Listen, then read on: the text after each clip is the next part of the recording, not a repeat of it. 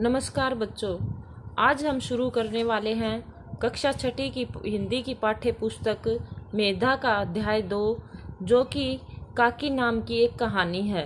वो हम आज करने वाले हैं, तो चलिए शुरू करते हैं। बाल मन यानी बच्चों का मन बड़ा कोमल होता है। जीवन मरण के सत्य से परे यदि उसे कुछ याद रहता है तो वह है प्यार व स्नेह। काकी के न रहने पर भी शामू काकी को ढूंढने के लिए हर प्रयास करता है। कैसे जानने के लिए आइए पढ़ते हैं यह पाठ।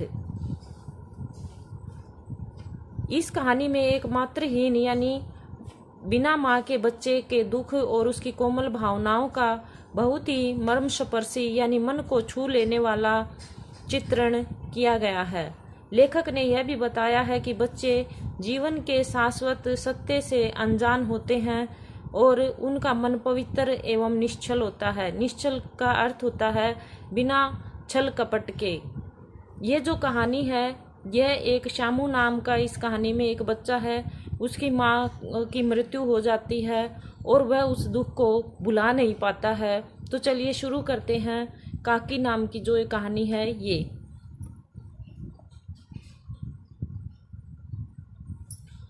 उस दिन बड़े सवेरे शामू की नींद खुली तो उसने देखा घर भर यानी पूरे घर में कोहराम यानी शोरगुल। ये ऊपर मैंने लिख रखे हैं, साथ साथ आप भी इनका अर्थ लिखते रहिए। कोहराम मचा हुआ है। उसकी माँ सिर से पैर तक एक कपड़ा ओढ़े हुए कंबल पर भूमि शयन कर रही है और घर के सब लोग उन्हें घेर कर बड़े करुण स्वर में विलाप कर रहे हैं। लोग जब उसकी माँ को शमशान, विलाप मीन होता है रोना, लोग जब उसकी माँ को शमशान ले जाने के लिए उठाने लगे तब शामू ने बड़ा उपद्रव मचाया। उपद्रव का अर्थ है हलचल। लोगों के हाथ से छूटकर वह माँ के ऊपर जा गिरा और बोला, काकी सो रही है, इन्हें इस तरह उठाकर कहाँ लिए जा रहे हो? मैं इन्हें न ले जाने दूंगा। लोगों ने बड़ी कठिनाई से उसे हटाया। काकी के अंतिम संस्कार में भी वह न जा सका। एक दासी बड़ी मुश्किल से उसे घर पर ही संभाले रही। यद्यपि का अर्थ है हालांकि बुद्धिमान गुरुजन उसे विश्वास दिलाते रहे कि उसकी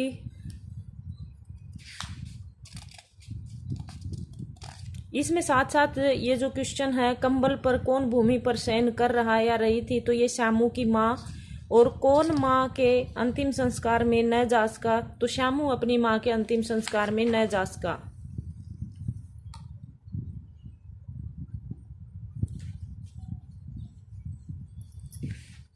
उसे लोग समझा रहे थे कि काकी उसके मामा के यहाँ गई है, परंतु यह बात उससे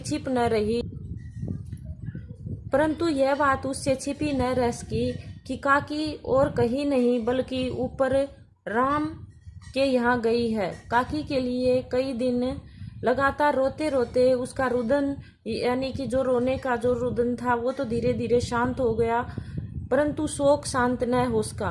वह पराये अकेला बैठा बैठा शून्य मन से आकाश की ओर ताका करता। एक दिन उसने ऊपर एक पतंग उड़ती हुई देखी। न जाने क्या सोचकर उसका हृदय एकदम खिल उठा। पिता के पास जाकर बोला, काका मुझे एक पतंग मंगा दो, अभी मंगा दो। पत्नी की मृत्यु के बाद से विश्वेश्वर बहुत अनमने से रहते थे। अनमने का अर्थ होता है उदास। अच्छा मंगा दूंगा कहकर वे उदास भाव से और कहीं चले गए। शामू पतंग के लिए बहुत उत्कंठित था। उत्कंठित का अर्थ होता है उत्सुक। वह अपनी इच्छा की किसी तरह न रोक सका। एक जगह खुट्टी पर विश्वेश्वर का कोट टंगा था। इधर उधर देखकर उसके पास एक स्टूल सरका कर रखा और ऊपर चढ़कर कोट की जेब टटोली। टटोली का अर्थ होता है ढूंढना। एक चवन्नी पाकर वह तुरंत वहां से भाग गया। सुखिया दासी का लड़का भोला शामू का साथी था। शामू ने उसे चवन्नी देकर कहा, अपनी दीदी से कहकर गुपचुप एक पतंग और डोर मंगा दो। देखो खुद अकेले में लाना, कोई जान न पाए।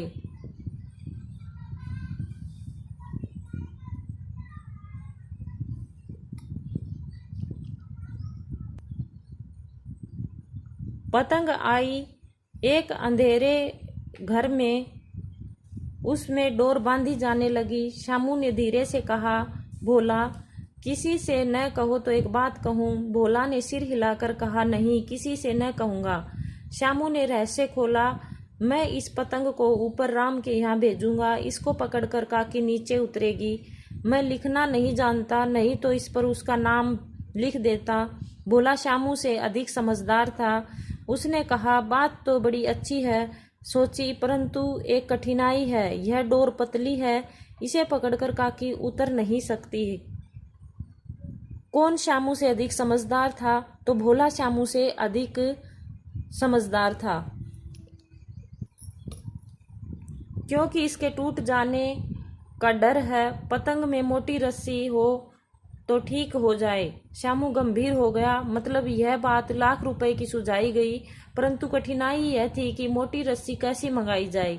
पास में दाम है नहीं, और घर के जो आदमी हैं उसकी काकी को बिना दया माया के जला आए हैं। ये श्यामू के मन में ये बैठा हुआ था कि उसके जो आस पड़ोस के और घर के जो लोग थे वो उसकी जो काकी थी उसको बिना दया के ही उसको जला आए हैं। वे उसे इस काम के लिए कुछ नहीं देंगे नहीं। उस दिन श्यामू को चिंता के मारे बड़ी रात तक नींद नहीं आई। पहले दिन वाली तरकीब यानी उपाय से दूसरे दिन फिर उसने पिता के कोट से 1 रुपया निकाला और ले जाकर भोला को देते हुए बोला, देख भोला, किसी को मालूम न पड़े न होने पाए, अच्छी अच्छी 2 रस्सियां मंगा दे। एक रस्सी छोटी पड़ेगी। जवाहिर भैया से मैं एक कागज पर काकी लिखवा लूंगा, नाम लिखा रहेगा तो पतंग ठीक उन्हीं के पास पहुंच जाएगी। 2 घंटे बाद प्रफुल्ल यानी प्रसन्न मन से श्यामू और भोला अंधेरी कोठरी में बैठे पतंग में रस्सी बांध रहे थे। अकस्मात का अर्थ होता है अचानक, उग्र का अर्थ होता है क्रोधित, यानी क्रोधित रूप धारण किए हुए। अचानक से विश्वेश्वर शुभ कार्य में विघ्न, विघ्न का अर्थ है बाधा की तरह वहां जा घुसे तथा भोला और श्यामू को धमकाकर बोले, तुमने हमारे कोट में से रुपया निकाला है। भोला एक ही डांट में मुखबिर यानी खबर देने वाला बन गया। बोला, श्यामू भैया ने रस्सी और पतंग मंगाने के लिए पैसे निकाले थे। विश्वेश्वर ने श्यामू को 2 तमाचे, तमाचे का अर्थ है थप्पड़, जड़कर कहा, चोरी सीख कर जेल जाएगा। अच्छा तुझे आज अच्छी तरह समझाता हूँ, कहकर फिर से तमाचे जड़े और कान मलने के बाद पतंग फाड़ डाली। अब रस्सियों की ओर देखकर पूछा, ये किसने मंगाई? भोला ने कहा, इन्होंने मंगाई थी, कहते थे इससे पतंग टांग कर काकी को राम के यहाँ से नीचे उतारेंगे। विश्वेश्वर हक्का बक्का होकर वही खड़े रह गए। उन्होंने पतंग लेकर देखी, उस पर चिपके हुए कागज पर लिखा था काकी।